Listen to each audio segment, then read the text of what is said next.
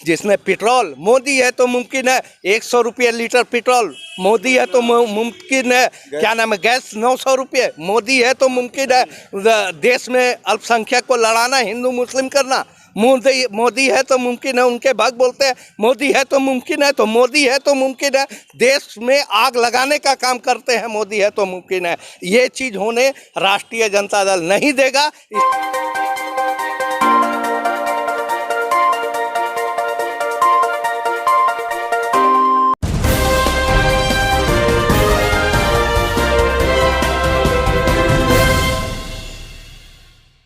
मैं हूँ एस सथर और जैसा कि आपने देखा कि अभी हम इंटरव्यू करते आ रहे हैं, तो अक़लियत में सिर्फ मुसलमान ही नहीं आते।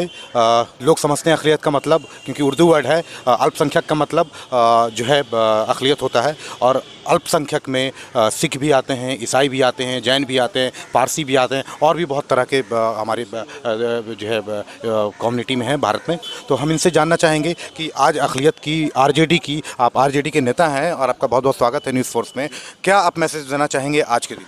देखिए, मैसेज हम यही देना चाहेंगे, भारत माँ के 4 सिपाही, हिंदू मुस्लिम सिख ईसाई, हम लोग चारों भाई हैं। लेकिन आज जो है हमारे किसान भाई जो वहाँ पर पंजाब के से जो आकर जो आंदोलन जो कर रहे हैं दिल्ली बॉर्डर पर, आज उनको खालिस्तानी बोला जाता है।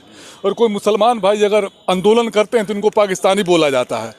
ये बीजेपी आरएसएस की नीति है, भाई से भाई को लड़ाओ और राज करो। ये अब ज़्यादा दिन तक चलने वाला नहीं है।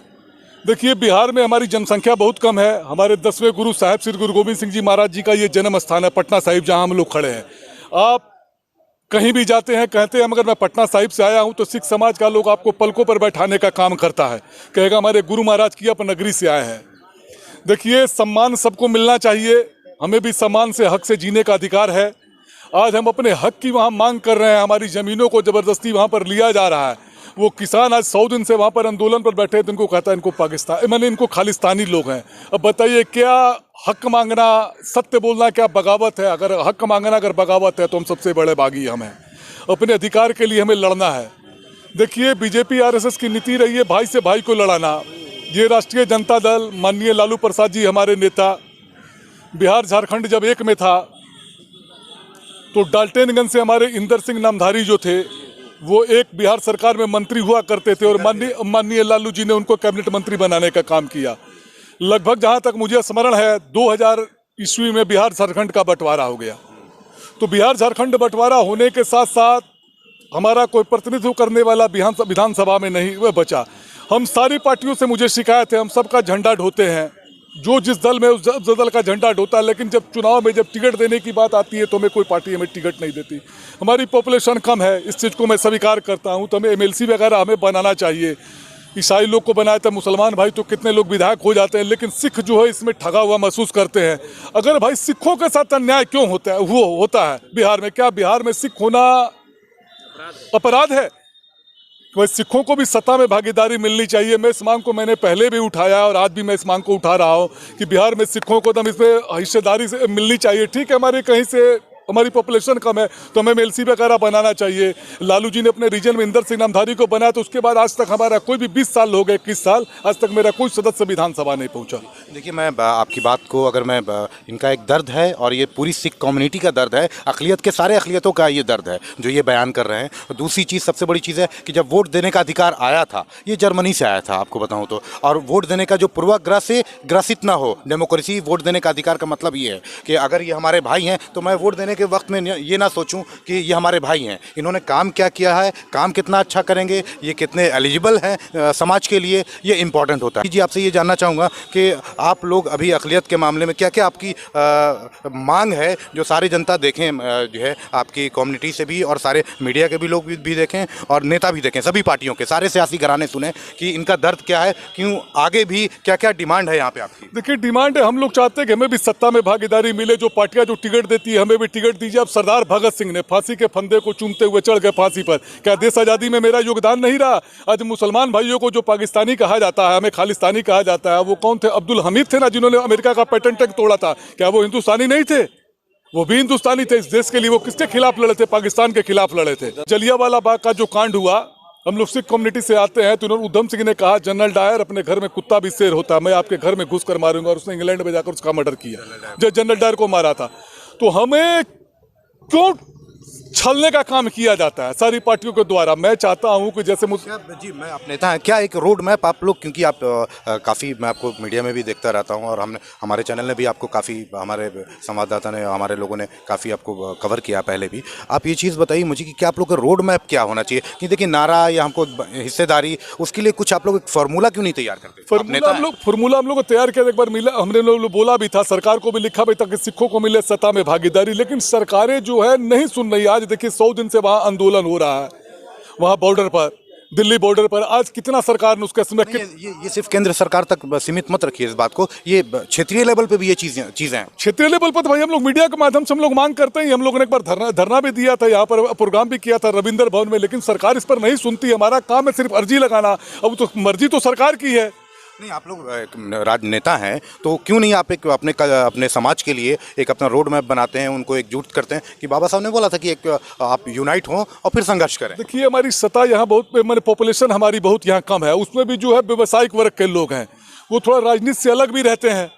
तो राजनीति में अब हम लोग जो को बहुत कम लोग हैं जो राजनीति में आना चाहते हैं। जो राजनीति में आते हैं, जिसको भी जो मिलता है उसको सत्ता में भागीदारी मिले, चाहे जो पार्टी के चुनाव लड़ाती है उसको टिकट दे, चाहे एमएलसी वगैरह बना। हम लोग यही मांग है। एक चीज़ और है, अब हमारा कुछ जाति प्रमाण पत्र अगर बनाने जाते हैं, अगर हमारा लड़का अगर कोई पास करता है तो उसको सिख होता, अगर होता है तो उसका कुछ सिख नाम की कोई जाति उसके कंप्यूटर में नहीं है, उसको ग्रेजुएटी नहीं मिल पाती, उसको पैसा नहीं मिल पाता। जो होता है ना फर्स्ट क्लास पास करता है उसको 10,000 रुपये मिलता है, हमें नहीं मिल पाता।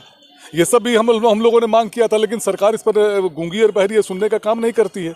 बहुत बहुत धन्यवाद आपका। सर आप ये बताइए कि इन्होंने जितनी बात, इनके बात से आप कितना इत्तेफाक करते हैं? सबसे पहले तो मैं गुरु ग्रंथ साहब जी की जो बानी है स्वर्णिम अक्षरों में, मैं उसको दोहराना चाहता हूँ कि अव्वल अल्लाह नूरो पाया कुदरत के सब बंदे, एक नूर ते सब जग उपजिया कौन भले कौन मंदे।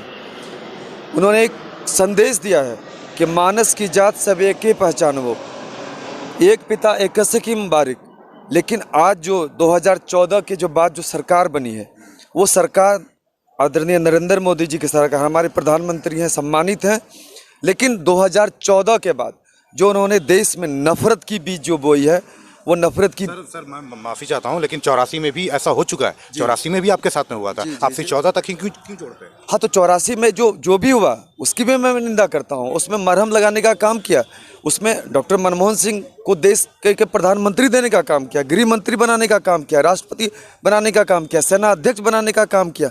लेकिन आज आपको बोलने में एक दुख होता है कि आज कैबिनेट मिनिस्टर कोई सिख है नहीं केंद्र में। ये स्थितियां हैं। हमारे ज्ञानी जैल सिंह जी को बनाया है, पहले उदाहरण है यहाँ पे।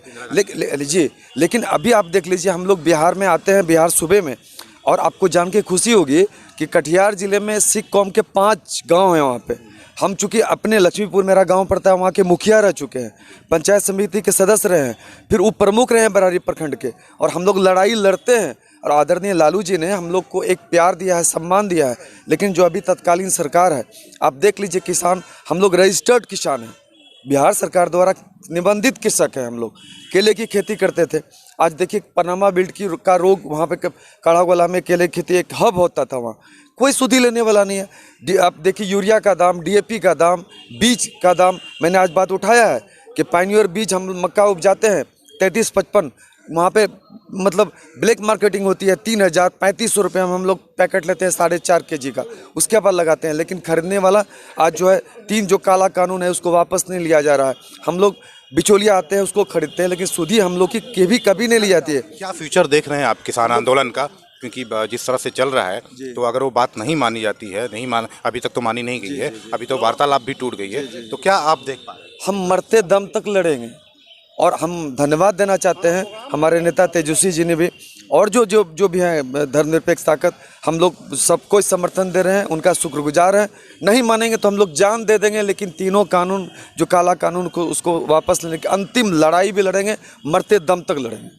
यहाँ पे हमारे साथ में और भी नेता लोग हैं, अक़लियत के ही हैं बहुत सारे लोग, तो हम इनसे जानना चाहते हैं कि आप लोगों का कोऑर्डिनेशन कितना है अक़लियत में भी? लोग सब एक हैं, एकजुट में है। राजनीतिक रूप से तो दिखता है, लेकिन ये समाज में क्यों नहीं दिखता? नहीं, समाज में भी है, लेकिन इसमें फूट करने का काम किया जाता है। अगर एक होता तो आज ये हालत नहीं होती। नहीं, अभी एक है तभी ये देश में, मतलब कि हम लोग का सरकार, अभी ये 7 साल में इन्होंने सरकार में आए, इसके पहले क्या था? ये इसके पहले सभी लोग मिल के और सब लोग मिल के इस काम को कर रहे हैं और करेंगे। अल्पसंख्यक में ये इस देश की ये सबसे बड़ी खूबसूरती है कि हिंदू, मुस्लिम, सिख, ईसाई सभी लोग मिल के हम लोग इस चीज़ को मजबूती के साथ। एक बात मैं बताना चाहूँगा और आपको बड़ी खुशी होगी आपको कि आप गोल्डन टेम्पल देखते होंगे, स्वर्ण मंदिर, वहाँ पे गए हैं और जो हमारे 5वें गुरु अर्जन देव जी महाराज, उन्होंने उसकी नींव शेख मियाँ मीर साहब से रखवाई। फरीद की मैंने और आपको जान के बहुत खुशी होगी, वहाँ पे 4 दरवाज़ा है। 4 दरवाज़ा इसलिए है कि चारों दरवाज़ा हमारे हिंदू भाई, सिख भाई, मुस्लिम भाई, ईसाई भाई, सभी धर्मों का समावेश होता है और सब हम लोग एक साथ बैठते हैं, लंगर सकते हैं, प्रसाद ग्रहण करते हैं। लेकिन आज जो राजनीति हो रही है, सबको फूट डालो, राज करो, एक नफरत की राजनीति है। हम लोग, यही तो प्रॉब्लम है। हम जानते हैं कि नफरत की बीज बोया जा रहा है, अंग्रेज भी ऐसी करके गए, लेकिन हम फिर भी जान के भी इस्तेमाल क्यों होते जाते हैं। लेकिन आप देखिए कि शाहीन बाग की लड़ाई हो, हमारे सिख भाई वहाँ लंगर खिलाए हैं। आज टिकरी बॉर्डर की लड़ाई हो, वहाँ पे मुस्लिम भाई आज लंगर खिलाए हैं। सर, आप बिल्कुल, आपकी बात से मैं सहमत नहीं हूँ, क्योंकि ऐसा आप गए, लेकिन वो कम गए लोग सेवा के भाव से गए, सेवा कर दिया, लेकिन जितना जनता को निकल कि मुस्लिम का होता है तो मुस्लिम ही सिर्फ जाते हैं, दलित का होता है तो दलित ही जाते हैं, सिखों का होता है तो सिख ही जाते हैं, नेता आ जाते हैं वहाँ पे, लेकिन आम जनता नहीं जा पा रही है। आम जनता तरस है और तरस करने का काम, आम जनता एक है और आम जनता अभी भी सभी के साथ है। और आम जनता को अगर सबसे ज़्यादा नुकसान दे रहे हैं तो ये बीजेपी की सरकार, जिसने पेट्रोल, मोदी है तो मुमकिन है 100 रुपये लीटर पेट्रोल, मोदी है तो मुमकिन है क्या नाम है गैस 900 रुपये, मोदी है तो मुमकिन है देश में अल्पसंख्यक को लड़ाना, हिंदू मुस्लिम करना, मोदी है तो मुमकिन है, उनके भक्त बोलते हैं मोदी है तो मुमकिन है, तो मोदी है तो मुमकिन है देश में आग लगाने का काम करते हैं, मोदी है तो मुमकिन है। ये चीज़ होने राष्ट्रीय जनता दल नहीं देगा। इसके लिए तेजस्वी जी, लालू यादव जी जेल जाना कबूल किए, लेकिन बीजेपी और इन लोगों के पास गए नहीं। आज अगर बीजेपी के साथ गठबंधन, नीतीश जी मुख्यमंत्री नहीं होते, आज तेजस्वी यादव मुख्यमंत्री होते। हम लोग का सिर्फ 5 से 10 सीट कम है और कितने दिन तक ये सरकार चलती है ये तो देखने में आ रहा है। आज मुकेश साहनी कब भागेंगे, आपके मांझी जी कब भागेंगे, इसका कोई निश्चित नहीं। कब तक बंद करोगे, कब तक मुट्ठी में बंद कीजिएगा, एक ना एक दिन खुल जाएंगे। और बीजेपी जो भी थैंक यू आपका। मैं आप लोग दोनों से भी पूछना चाहता हूँ, पप्पू खान साहब है हमारे साथ में, मैं इनसे जानना चाहता हूँ, क्योंकि जो मैं सिर्फ ये जानना चाहता हूँ क्योंकि आज अक़लियत के ऊपर आप लोगों ने किया है एक बहुत बड़ा प्रोग्राम, तो अक़लियत में जितने भी लोग हैं, तो आप लोग में पहले कोऑर्डिनेशन हो तभी वो समाज तक जाएगा। तो आप लोगों में कितना कोऑर्डिनेशन है और वो चीज़ समाज तक क्यों नहीं जा पा रहा है? और अगर आप लोग आते हैं सत्ता में या सत्ता में नहीं भी हैं, तो ये तो आपको जोड़ना काम है, तो किस तरीके से आप लोग आगे जाएंगे? क्या आपके जहन में कुछ, अगर 2 लाइन में आप बताएं। देखिए, ऐसा है कि हम लोगों ने तो डोर टू डोर एक दूसरे को जोड़ने का काम किया है और अल्पसंख्यक की लड़ाई तो हम लोग बहुत पहले से लड़ रहे हैं। नहीं सर, मैं राजनीतिक रूप से नहीं, मैं राजनीति को मैं देखिए क्या हो रहा है ना कि राजनीतिक गठबंधन होता रहा है और टूटता रहा है, सामाजिक गठबंधन नहीं हुआ इस देश में। अगर सामाजिक गठबंधन हो जाता तो जिधर आप वोट देंगे उधर फिर वो सरकार बनेगी उसकी। देखिए, हम लोग जो है कि ऐसी पार्टी चाहते हैं जो सत्ता में मजबूत हो और उसके लिए आरजेडी हम लोग ने चुना कि आरजेडी के साथ अगर अल्पसंख्यक कमेटी चलती है, पूरी अल्पसंख्यक चलती है, तो ये बीजेपी के विरोध में रहता है हमेशा, इसलिए हम लोग ने इसका साथ दिया। और हमारे जो भाइयों ने कहा, इस बात पे हम पूरी सहमत हैं, जो बात है वही। देखिए, माली वो अच्छा होता है जिसके बगीचे में तरह तरह के फूल हो, वो माली कभी नहीं अच्छा जिसके खाली बगीचे में कमल का फूल हो। हर बगीचे में हर किस्म का फूल हो, माली उसको अच्छा कहिएगा कि वो उस माली को अच्छा कहे जिसके खाली बगीचे में खाली कमल का फूल हो। कमल का फूल जो है वो कीचड़ में खिलता है। भारत की खूबसूरती यही है। भारत की खूबसूरती यही है। हम शादाब साहब हैं हमारे साथ में, मोहम्मद शादाब, हम इनसे भी जानना चाहेंगे कि अभी आप लोग जब सत्ता में आते हैं, ये अगर सरकार बनती है, तो अक़लियत के लिए आप लोग क्या क्या, अगर 2-3 लाइन में बताएं कि अहम सवाल आपके लिए क्या क्या हैं जिसको आप सॉल्व कराना चाहेंगे? अक़लियत मतलब सिख, ईसाई, जितने भी सभी की बात कर रहे हैं। हाँ, अक़लियत में तो अभी हम लोग यही चाह रहे हैं, अभी भी कुछ अक़लियत में अभी भी थोड़ा बहुत कमी है, जो सारे संगठन को मजबूत करने में थोड़ी परेशानी होती है। जैसे सिख भाई हैं, जैन भाई हैं, बौद्धिस्ट हैं, ये लोग जो हैं, और ईसाई धर्म के हैं लोग, ये लोग अभी भी थोड़ा कमज़ोर महसूस करते हैं अपने आप को अक़लियत में। आप ही लोग की कमी है। बिल्कुल बिल्कुल, हम लोगों को जो है कमेटी, एक अच्छे तरीके से इस कमेटी को गठन करना होगा पूरी मजबूती के साथ, और इन लोगों को भी हम लोगों के साथ जुड़ कर चलना होगा और अपनी बातों को उसमें रखना होगा। और हम लोगों का अक़लियत के साथ मीटिंग होगा और इस मीटिंग के बाद उसमें ये बात मुद्दा रखा जाएगा कि सब लोगों को जोड़कर एक परिवार की तरह चलना चाहिए। बहुत बहुत शुक्रिया। मैं वाइंड अप कर लूँ तो आपने जैसा सुना, इनका ये बिल्कुल ज़मीनी सच्चाई है। और जब पॉलिटिकल समाज के जो नेता हैं, जो कार्यकर्ता हैं, उनका ये दर्द है तो आम लोगों का क्या हाल होगा।